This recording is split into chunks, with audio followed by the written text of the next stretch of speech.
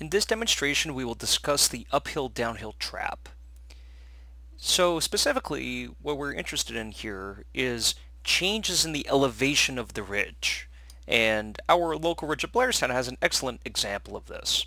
So if you look back, the ridge by the upper reservoir, it's about 1,620, 30 feet plus the trees or so. But then as you head over to the Delaware Water Gap, it settles down lower and lower and lower, to the point where it actually, it sort of settles down to about 1,200 feet MSL, and then it just sort of kind of tapers off very quickly into the river. The consequence is that if you start heading along in there, that you can go and settle down lower and lower and lower, stay in constant height above the ridge, but yet be actually sinking. And so instead, what you want to do is, if you're going to head along into the section beyond, say, Sunfish Pond, is you want to go and pick an altitude and maintain that constant altitude. The ridge will sink in underneath you, but you just seek to maintain that constant altitude so that you can easily turn around and come back. A good altitude typically is about 2,000 feet MSL. And so we will first demonstrate how to go about doing this correctly. So in this case, I set up somewhat weaker conditions, and we're going to be floating along at 2,000 feet MSL from Sunfish Pond, from the campground, and we're just going to go and float along at this altitude and see how the sight picture changes when we arrive at the Delaware River. In this case, we found a little bit of a thermal, which is very handy, so we can just speed up a little bit and maintain that altitude very nicely.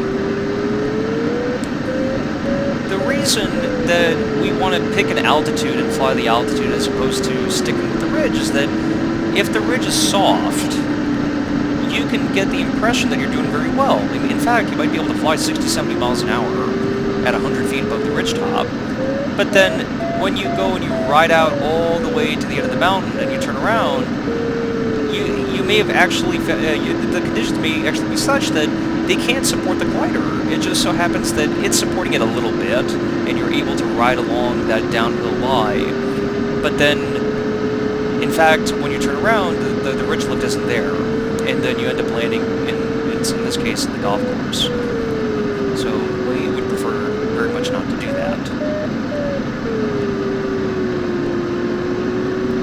And so, in this case, we're doing very nicely. We're floating along, we actually gained a little bit of height and that good air, and now we're starting to settle down a little bit just because the fact that the ridge is getting weaker below us, but it's still good air. We're still able to float along well. And as we're doing this, as we're floating along and as the ridge is getting lower and lower underneath us, we're watching that altimeter very, very closely, because if that altimeter starts to unwind down a little bit, if that variometer starts suggesting that the air is not supporting us, we're going to want to go and turn around and go back, because that ridge might be softening up to the point where you cannot sustain you anymore.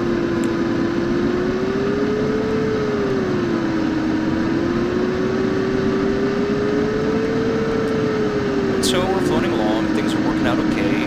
We're still at 2,100. Staying in that nice band. And then as you near the Delaware River, now you're going to start thinking about making your turn back up the local ridge.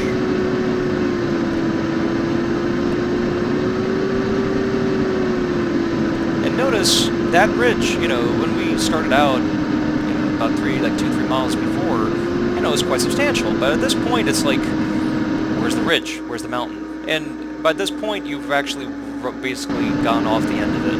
And you can tell that because also we started settling down again. And so at this point, we'll go and make our turn.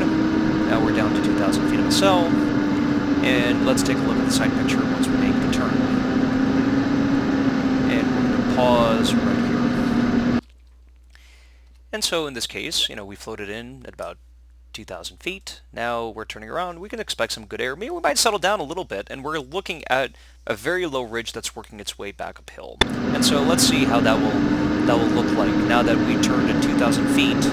and we're gonna have settling down a little bit because we're not great air, but we still have enough height to go quite a ways back. And even if the ridge doesn't work all that great, we can make it all the way back pretty much to the campground from here, given the fact that the ridge was working somewhat when we started there in the first place.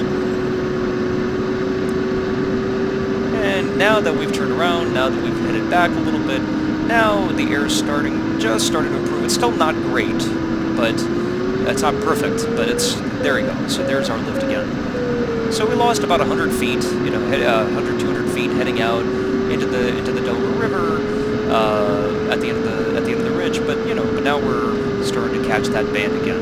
And as we're doing this, our landing option, our emergency landing option, is the golf course.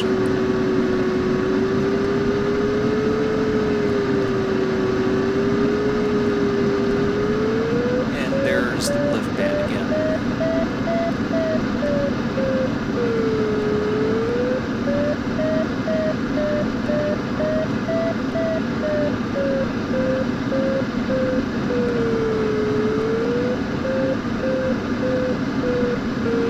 And at this point, we can go and float our way all the way back to the reservoir for Plunk. And so, that's the way we go about handling a ridge that's getting lower. We go and we transition to the float mode.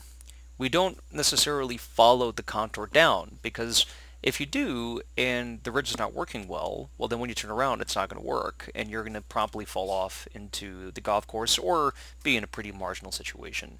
So if you see that ridge diminishing in altitude, you want to go and pick an altitude. 2,000 feet is pretty good. And just then float along. And if you start seeing yourself settle down, well then use that as a cue to consider turning pretty promptly.